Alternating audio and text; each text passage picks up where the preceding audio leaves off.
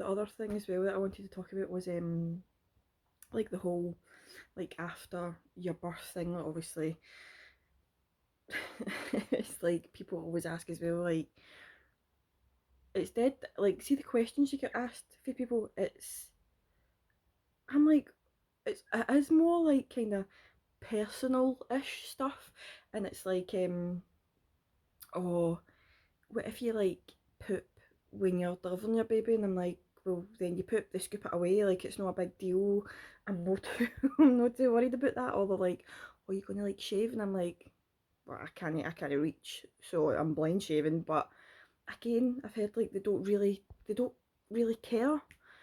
But what like quite not quite a few of my friends, but some of my friends have had kids. Like my friends are a wee bit older than me, who have had kids, and my one friend is just she's hilarious. Like when she had her wee boy, like I remember her saying to me, like obviously you read stuff and obviously before I fell pregnant, you know stuff, you hear it from other people and all that, and she was saying like she was giving me like obviously advice and stuff, and she just says, look, your first poop is going to be like the worst thing, and I'm like, what are you talking about? Like my first poop, and like what do you mean? Like so she says I actually remember she had got home like after she had her wee boy, and she texted me while she was on the toilet, and she was like, it's just happened, and I actually feel like my insides were about to fall out, and I laughed. And obviously being a non-mum, like non-pregnant at the time, I laughed.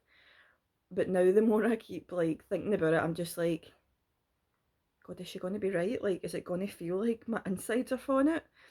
And I always remember her texting me that, and like, not that it put me off, but I did just find it funny. But I thought, who's laughing now?